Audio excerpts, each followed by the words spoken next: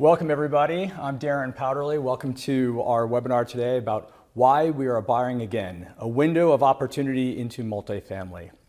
I'm here with my friends at Steadfast Companies, and I'm very proud and honored to partner with this leadership team, working alongside them with my firm, Powder Capital. Today we're going to cover a variety of topics, including key trends in the multifamily industry and what makes today an interesting time to resume investing, Steadfast investment thesis, plus a real deal case study that we have to feature with you, and also how you, our investors, can participate. So let's get started. We have to begin with a quick disclosure. We'll be covering general market observations and Steadfast investment approach. And any investment decision should obviously be made through the official offering statements and offering documents, as well as in consultation with your financial advisor. So thank you for that. Joining me today is really three people that represent the depth and experience of the Steadfast leadership team. Start with Rod Emery. He founded Steadfast Companies over 30 years ago and has been leading the company ever since. To my right is Bill Stoll, our Chief Investment Officer. He's been with Steadfast over 16 years. Bill leads the investments, asset, and property management teams. He'll be working with us to break down all the market data as well as market trends that we see as investors today. And to my far left is Sarah Tanos. She's the head of investor relations with Steadfast Companies. She's your main point of contact, and she's going to walk us through how you can participate with the Steadfast Companies as we continue to expand our multifamily platform. I'll help guide the discussion along the way, point out some observations, and after working with hundreds of commercial real estate sponsors over the last 2 decades, I just want to point out that I'm really proud to be sitting in this chair with these three professionals, as well as the rest of the 120 employees at Steadfast Companies. They have an exceptional track record, and I'm very pleased to be here. So here's our agenda for today. Rod's going to kick us off with a very brief history and track record of Steadfast Companies. It is one of the most important differentiating factors of Steadfast Companies, and it's a fascinating history. Bill's going to talk us through the current apartment market and why we believe today is an opportune time to resume investment activity after a long pause. Steadfast is uniquely positioned in the world of apartment operators and owners, and we're going to talk with you about what we're doing at Steadfast Direct to welcome you to co-invest with us. And then we're going to close with a quick case study on a specific property and then open it up for questions and answers. The goal here today is really to just educate you about the apartment market nationwide, particularly in the markets where we specialize, and then invite you to join us, to get to know us, and to potentially consider investing alongside with us. So Rod, please get us started with a history of Steadfast Companies and a little bit about the track record of the firm. So thank you, Darren. So what differentiates Steadfast from many of the other sponsors in the marketplace is our track record. We've been in the business for over 30 years. Long time. I would suggest it's not our first rodeo, so to speak. We've done over $8 billion in transactions over the years. We've done business in over 22 states at this point in time. And we've been involved in over 55,000 apartments, I think closer to 57,000 apartments even today. About a third of those were affordable apartments, and about 2/3 were in fact market rate apartments. And our overall historical track record as of now reflects a 33.1% historical IRR. And we certainly didn't hit it out of the ballpark on every transaction. We didn't bat 1,000%, but overall we've done very, very well over the years. So beyond that, I would like to point out one thing that's very important to me though. It's not really just about what we've done, it's also about what we haven't done. We stepped out of the market just before the Great Recession. In fact, we backed out of the market for about 1.5 years, almost 2 years, just before the Great Recession. We got a lot of flack from our institutional partners, and we even got some pushback from folks here in-house, but it was the right thing to do. We did get back into the market in 2009 and 10 in a big way, and we had a good run. But again, we've stepped out of the market again in the last couple of years. 21 through 23, we didn't do any new transactions. In fact, we were a net seller of real estate starting in about 2018 and 19, all the way through 2023. We had one large transaction we did with Blackstone, about 5,000 apartments that we sold to them. And about all I can say about that is we did well, but I think we sold a little bit early. And then in 2021, we merged about 21, almost 22,000 apartments into a traded REIT. And then again in 2023, we did several thousand units again, merged them with another traded REIT. So overall, we have been a net seller from 19 through 2023. And I think just as important as the deals that you do, sometimes it's the deals that you don't. You need to know when to get in and get out of the market. So a little bit though about the housing market in general. It's interesting, today, the National Association of Realtors, through their Affordable Housing Index, they say that today is the least affordable time in the market in the last 40 years. So back in the 1980s was the last time it was this unaffordable for people to purchase a home. It costs roughly 2 to 3 times to own a home today, 2 to 3 times up per month what it would cost to rent an apartment. So what's happened is overall, yes, there's been a spike in new construction over the period of 21, 22, 23.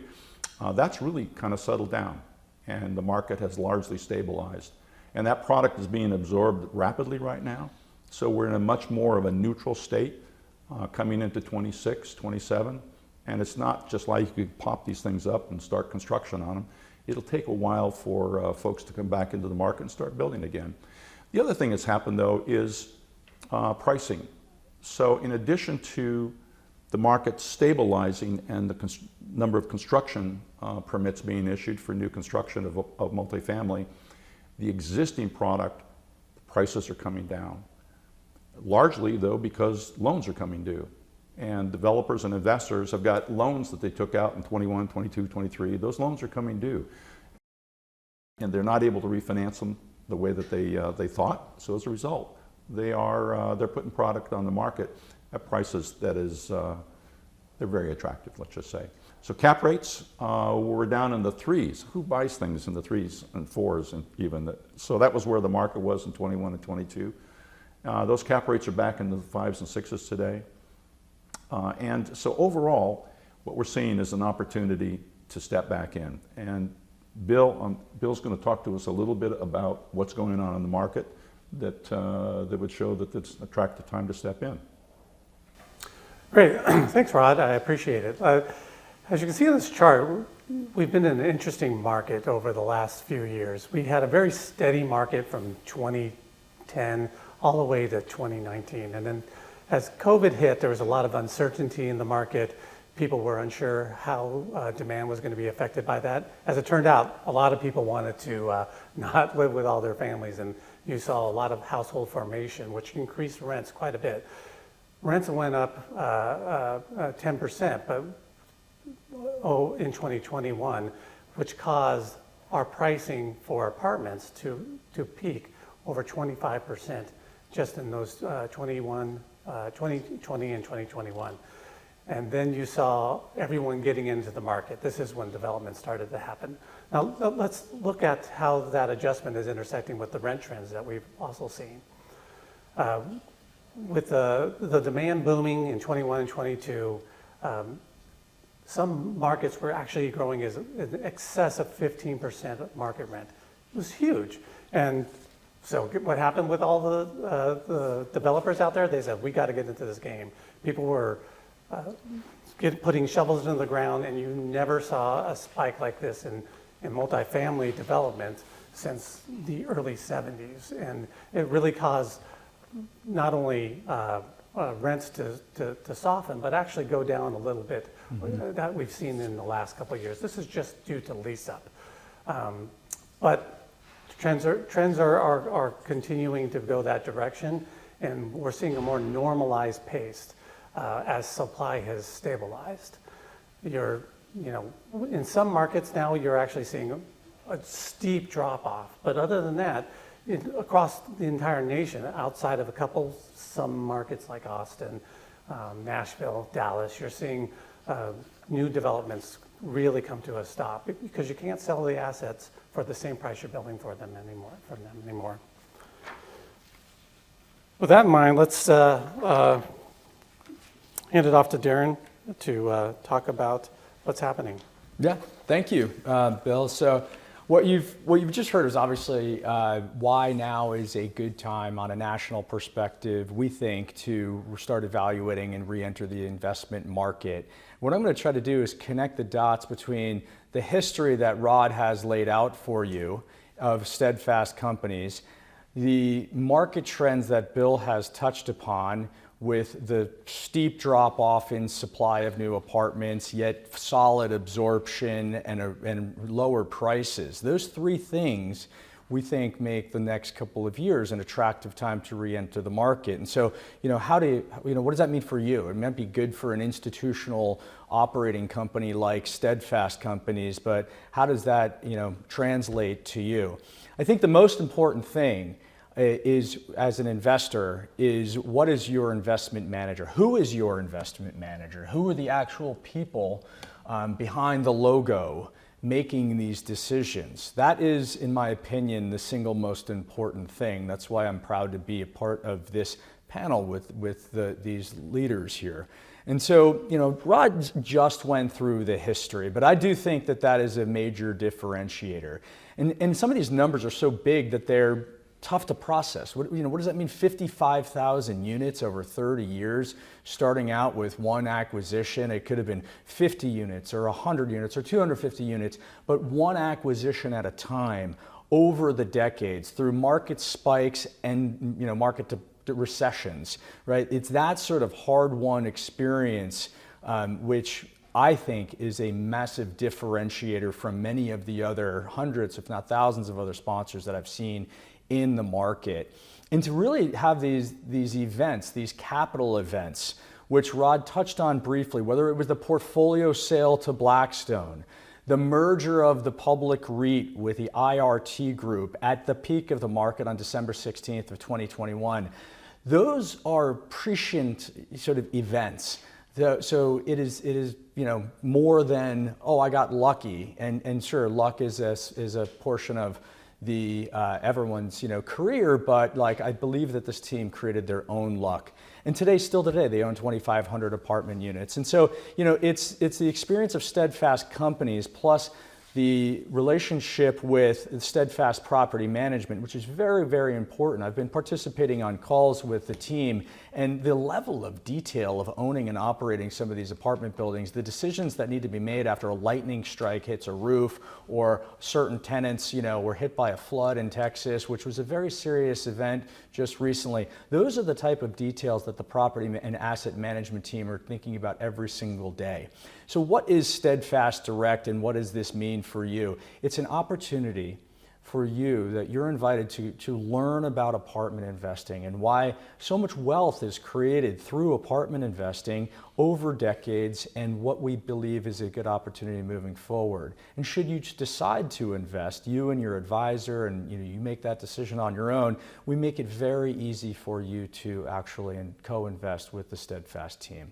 So with that, I'm going to hand it back to Rod to talk about what differentiates Steadfast Direct amongst the other opportunities out there. Thank you.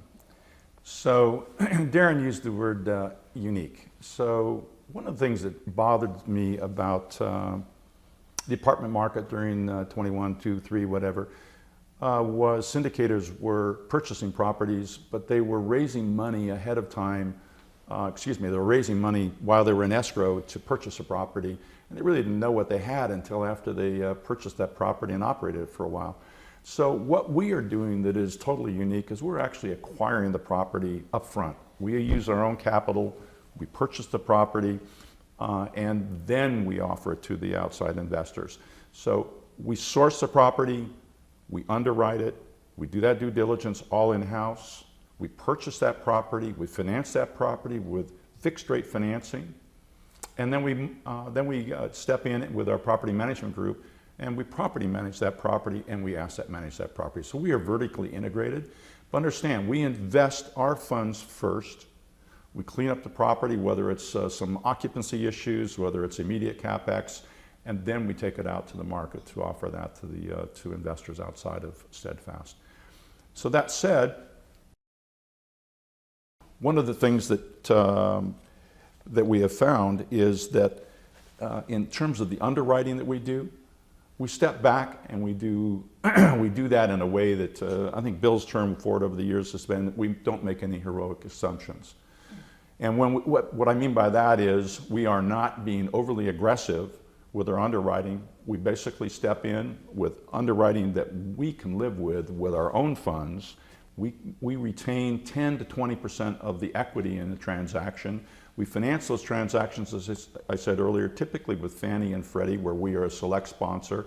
And the deal we have worked out with them is we will retain at least 10 to 20% of that hard equity in the transaction on an ongoing basis before, as we repatriate our equity with new investors' funds.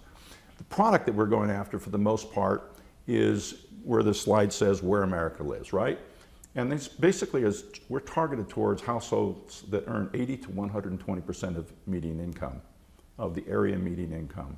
Mm-hmm. And what's interesting about that, we're not luxury in this regard, and we're not big A affordable in this regard. So we are basically targeting the middle market. Again, it continues to work for us on a long-term basis with this conservative underwriting. And so with that, Bill's maybe going to talk to us a little bit about our underwriting. Yeah, thank you, Rod. Yes. Let's look at the Steadfast investment thesis. This is our playbook as we go into this cycle. When we're targeting Class A, B plus apartments, maybe with a light value add, but not always. If there's some potential there to lift some rents, then we'll certainly take that into consideration. We don't want super old assets. We're not looking for 70s, 80s, even 90s, but we're looking for 9-foot ceilings, communities that are built after 2000, and also avoiding brand new opportunities for the most part, just because there's no history in their operations, and we really want to understand what the history of the operations are going to be instead of buying something that's just in lease up. Now, there is a lot of distress out there, so we also will consider those opportunities as we look at different investment types as well. Mm-hmm. We're also looking at high population growth, job growth markets, larger institutional investments. 200 to 300 units is ideal for us. It also makes for some efficiencies in our operations as far as staffing goes. And we're definitely focused on more suburban surface park assets, 2-3 story. This is really where you see a lot of demand continue to be strong for renters and for owners as we operate them. Where you're seeing a lot of distress right now is actually in the urban core and these mid-rise, high-rise buildings. So as long as we're out in the suburbs, this is where we know how to operate as well. But our focus today really is buying below replacement cost. It's tough to build these days. It's tough to actually develop a property at today's pricing that makes sense for a return. So we're able to identify deals that are below replacement cost and give us the returns we think are important to have for us and for our investors. Mm-hmm. Our final approach is just as conservative today as far as how we approach investments, and that is long-term fixed rate financing. Most of these opportunities are going to be 5-year holds, maybe a little bit longer, depending on what type of strategy we're trying to execute. But we want to be able to have day one cash coverage for not only the debt, but also to cover our dividend yields. As we look to the geography side, I mean, as Rod said, we've been in 22 states, and we still have a good presence in several states throughout the country. We are going to continue looking at the Southeast, the mountain states. Texas is a very important market for us, but it's not just any market in these states. So in many cases, some of these great markets where you do have high population growth are also the ones that are most overbuilt. So we have to consider that in the equation. But we always want to find properties that have great school districts. Again, suburban over urban core is important for us. And then we also there's markets that we don't want to be in. We know where those are. We don't want to be in coastal markets right now. Insurance pricing is high as it's ever been. And so we're going to steer away from tier 1 windstorm areas for the most part. Again, unless there's some opportunity there where we can take that into consideration. We also don't want to look at speculative markets that are maybe in an acute imbalance just because of a commodity or a growth in one sector or another where it'll even off after the development comes. And we're not buying luxury apartments. That's not our focus right now. Suburban, stick-built, surface park deals are where we think there's going to be continued long-term demand that's going to be consistent for us. Now we want to share a case study with you, so I'll hand it over to Rod to go through this. Thank you. So we've talked a little bit about our timing in the market at the moment, our strategy overall, and we talked about the broader market. So let's bring this down to a specific property. We purchased Estraya Boerne in Texas in late 2024. And it's a 288 unit community with a very interesting structure. We'll talk a little bit about that later, but it's 50% of that property is rented to folks that make 80% of median income or less. And this allows us to have 100% property tax abatement for that property, which is a very interesting aspect. Thank you, Rod. Just going back to the story of Estraya. When we purchased this asset, it was on the market through a broker, and there was a call for offers. A bunch of people started to participate. This is really as financing rates started to increase. They had an offer at 70 million, then it fell out of escrow, then someone came back at 64 million, and we said, well, we're interested in this property, we'll buy it, but it's got to be 60 million. They kind of teetered a little bit. We ended up purchasing for $61 million. They had to get out of it. The only way we could get this done is by putting up several $1 million in deposit to make sure that we were real, and then no one backed out, and we got this one done at an incredible basis play. And we went through the due diligence. Everything looked great. As we got into the property and saw what the actual asset was, the physical asset was fantastic, but there was definitely some softness in their rent roll when we purchased it, and it ended up quickly falling to 78% occupied. So we knew there was some work to do, but we were very confident in how we could operate the property. And within a few months, we got it through the holiday period up over 90% into 95% occupancy it is today, and it's been pretty stable there. There's still some lingering softness in with some development in the market, but you're seeing a lot of absorption and still great demand for an asset like this. One thing about this asset, as Rod preluded to, was that we bought this on a ground lease with the housing of Boerne.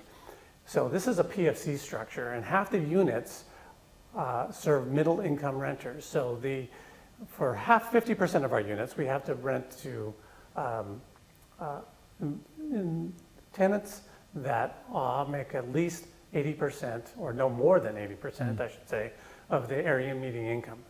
Based on what Rob was talking about, the area median income is very high. $144,000. So our median, so those people have to make under $110,000.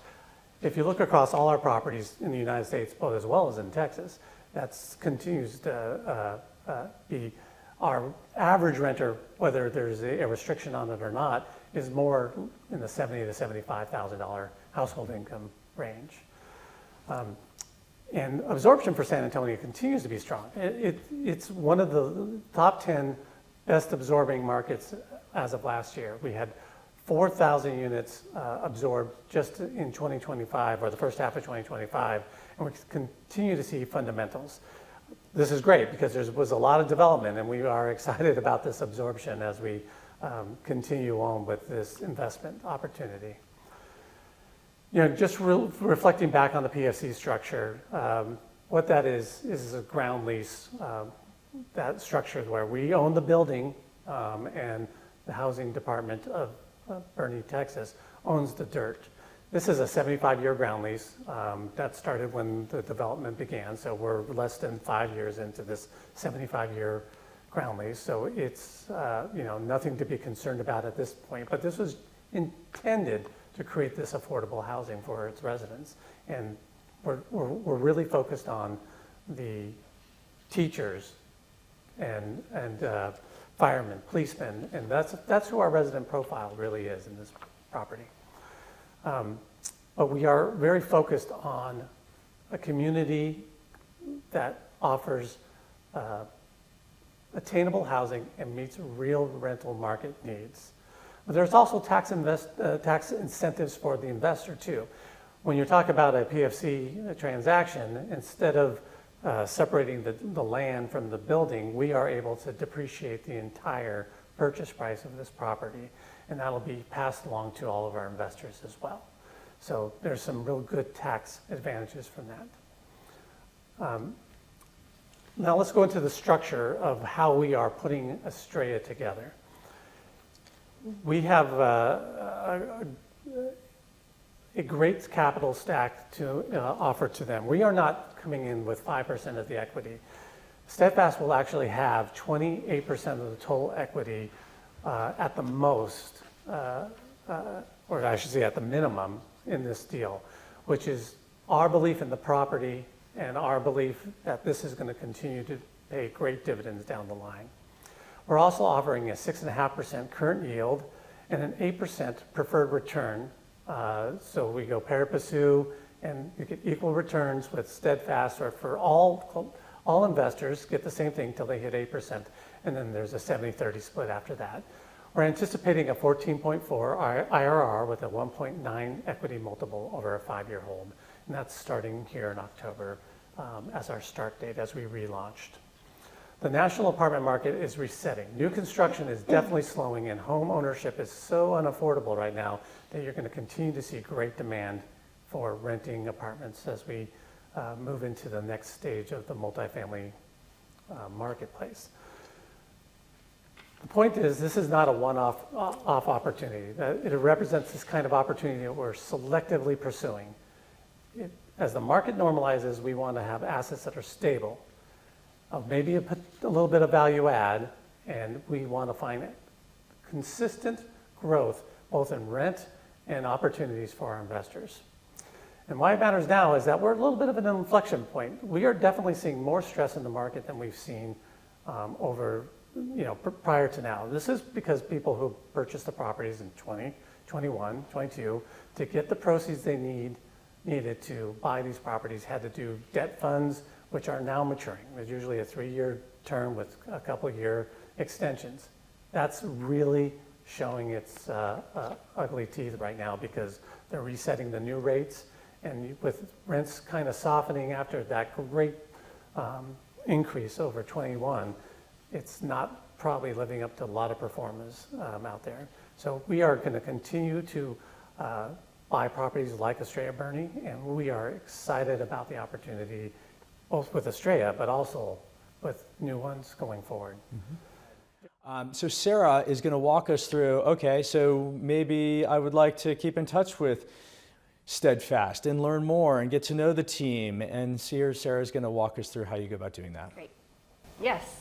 Again, I'm Sarah, part of the investor relations team, and my role really is to be a resource and point of contact for you through your entire investment journey, whether you want to talk about a specific opportunity like Estraya in more detail, or you want to go step by step through the actual investment process.